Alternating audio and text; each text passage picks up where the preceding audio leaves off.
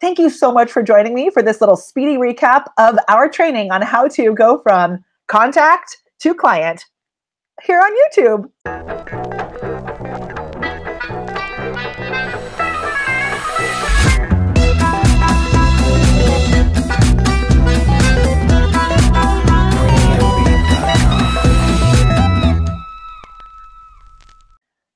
All right, I know you hear that you're supposed to be networking, connecting, building relationships, and you may be wondering, how the heck do I take those relationships and then turn them into actual clients? Today, I'm going to show you just that. We're going to go really fast through this. And if you want more info, don't worry, I'll put a link below where you can find a whole written guide to show notes that will go with this video. So number one, you have to know your intention when you're connecting, which usually should be to connect, to actually build relationships, to build friendships. And you have to keep that intention separate from your objective, which is your number one sales priority. So if you go from connection and you skip the intention place and you go straight to objective and try to sell somebody right away, it's going to be annoying and you are going to be a salesy weirdo. Okay, so let's make sure while we're talking about this, we have that clear. Your intention is to connect. The objective is separate. Okay? Okay. You've got to know your number one sales priority so that you know where you're hoping to lead people to with your objective. If you have 50 million things that you're selling, you're going to be confused and overwhelmed and it's not going to work. Then you have to know who is your ideal client, the real human being that you are looking to connect with. This can be an ideal client. This also works if you're looking to book more speaking gigs or bring in JV partners of some sort. But you have to know who's that ideal human that you want to connect with, the actual human being. Then you have to create what I call billboards. So these are videos, blog posts, things where you're putting yourself out in a major way so that your connections can actually see that you actually know what you're talking about. It builds credibility, authority, gives you more visibility in your space. You have to have consistent billboards. I suggest that you do billboards on either Facebook Live, Twitch, using BeLive TV, because BeLive TV gives you all of this cool stuff where you can like put a frame, little things on the bottom. It's so easy and cool. Okay, then you have to listen. So this is where the networking comes into place. We have a really awesome strategy called organic retargeting. If you want more information about that, we have a full training in our Mallstars program.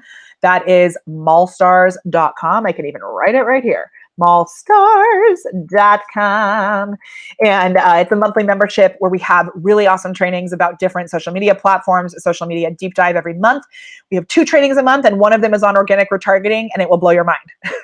Okay, listening is when you are actually paying attention to your ideal clients on your social media platforms. You are tracking what they're talking about, remembering it, and intentionally creating content that solves the problems that they're mentioning. Then you want to make sure that you have, as my friend Ron Reich calls it, event-based marketing. So this is a launch, a webinar, a masterclass, something that is free content up front that leads to an offer on the backside. That way you can go back to these ideal clients that you've been building relationships with and listening to, and you can invite them to your event-based marketing.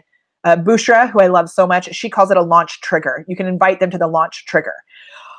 Oh my goodness. And then from that point, that is where you make the offer. The other thing is, if you are doing some sort of event-based marketing, like for example, right now we have this awesome group coaching program. It's called Glam, Go Live and Monetize.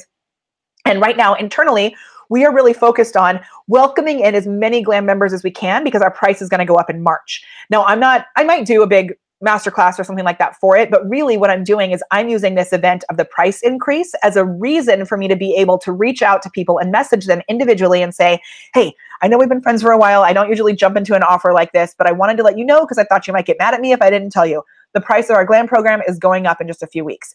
So it gives me a reason to reach out and make an offer. If you don't have that reason and you're just reaching out and making an offer all the time, that is where you become a salesy weirdo and you don't actually have the ability to maintain your initial intention, which is those connections.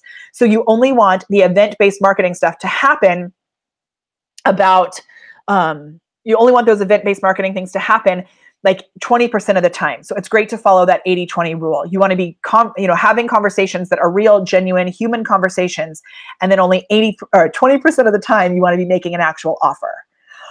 So when you put this all together, it helps you to have a show-stopping business plan, which is where you have billboards, content that's going out all the time. You have a box office where you're actually allowing people to pay you, and then you have something offer that you deliver on the other side. Seriously awesome. And that is how you go from contact to client. Ta-da!